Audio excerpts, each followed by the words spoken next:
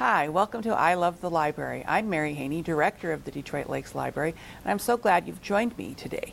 But I do have to issue a warning. This episode of I Love the Library is not for the squeamish. We're going to be talking about a genre of horror. Now, there are many different kinds of horror stories. Some are fiction and some are nonfiction. I will not be talking about Stephen King-style horror today, though. And let's just get started with, I picked out two books in the library that I thought had the most horrible covers I have encountered in a while. I think they're quite awful. I won't be checking these books out anytime soon. They are junior nonfiction. If you think your kids can handle it, you're welcome to check those out at the library. I expect boys would love them. Personally, I can't stand to look at them. And then we have, I think, one of the most horrible books in the library, which I haven't read entirely, but it's also rather one of those things that's horrible in a fascinating way, and that is this book, Stiff. It's the story of human cadavers, what happens after people die.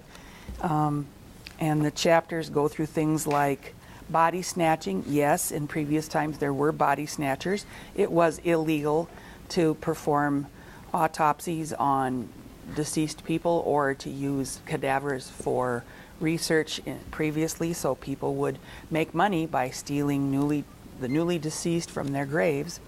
There's a chapter in there on this. Practicing surgery on human decay and what can be done about it. And then I have an excerpt from this chapter, Dead Man Driving, Human Crash Test Dummies and the Ghastly Necessary Science of Impact Tolerance. So here's a paragraph from that. Over the past 60 years, the dead have helped the living work out human tolerance limits for skull slammings and chest skewerings, knee crammings, and gut mashings, all the ugly, violent things that happen to a human being in a car crash. You really have to pick that up and read the rest of it, don't you?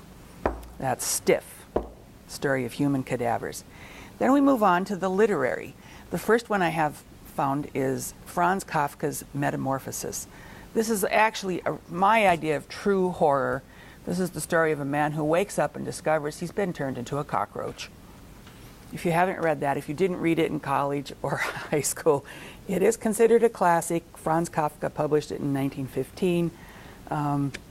You really should experience it at least once. And then, of course, in the genre of horror, there is nothing more horrible than Macbeth, I think. Shakespeare's Macbeth with witches and Lady Macbeth who can't get the blood off her hands after she has helped commit murder. I think it's pretty creepy myself.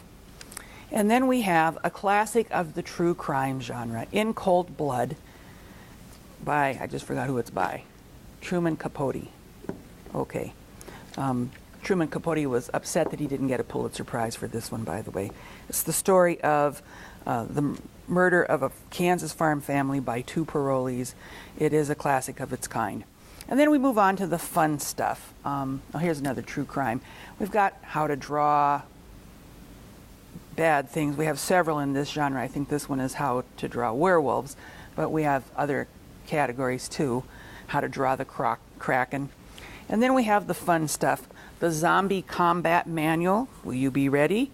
Tells you the best weapons for zombies. A meat cleaver isn't a bad thing when you're getting attacked by a zombie. And then we have the Zombie Survival Guide Recorded Attacks.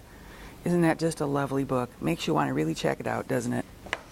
And just for fun, of course, we have to have the ick history and icky sticky history of the world, the history of vampires and other real blood drinkers.